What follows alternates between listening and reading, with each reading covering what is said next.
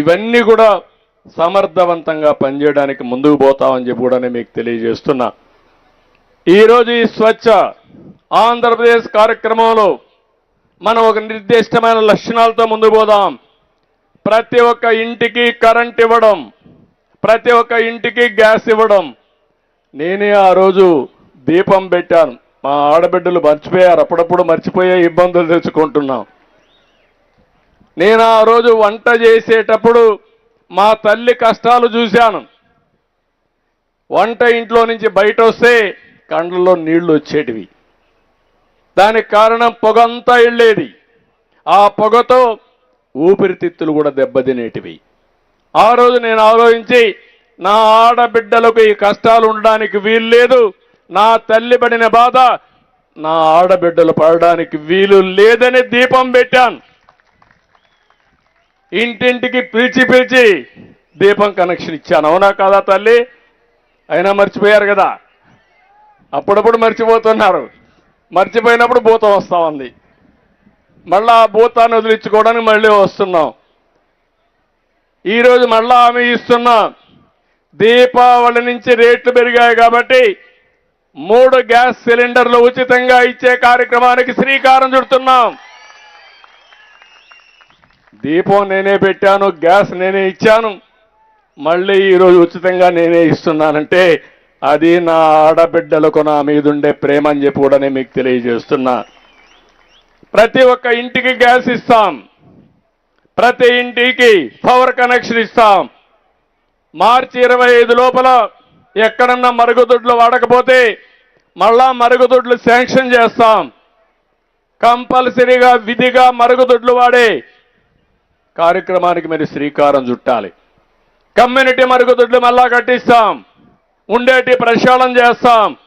బయట పోయినప్పుడు ఎక్కడ కూడా ఆడబిడ్డలకు కానీ ఎవరికి కానీ మరుగుదొడ్లు ఎదనకుండా ఈ కార్యక్రమానికి శ్రీకారం చుడతాం.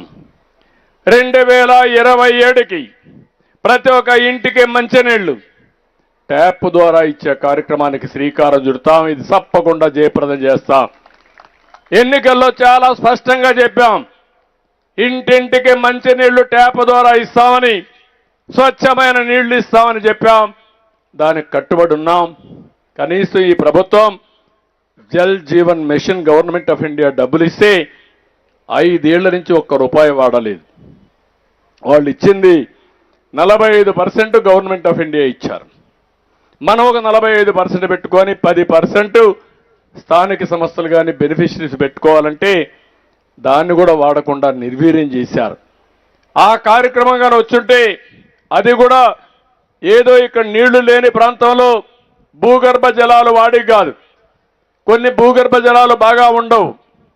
ఇక్కడంతా కూడా సముద్రం పక్కన ఉప్పు నీళ్లు ఉంటాయి, కొన్ని దిక్కల కలుషితమైన నీళ్లుంటాయి, కొన్ని దిక్కల చేపల చెరువులు ఉన్నాయి. ఆ నీళ్లు తాగడానికి పనికిరావు. అందుకని ఎక్కడైతే రిజర్వాయర్లు ఉన్నాయో అలాంటి రిజర్వాయర్ నుంచి నీళ్లు తెమ్మని చెప్పి స్కీమ్ ఇస్తే దీన్ని ఆటకెక్కిచ్చారు. మళ్ళీ మొన్నే మా మిత్రుడు పవన్ కళ్యాణ్ గారు ఇప్పుడు ఆర్డబ్ల్యూఎస్ మంత్రిగా ఉన్నారు, పంచాయతీరాజ్ మినిస్టర్గా ఉన్నారు.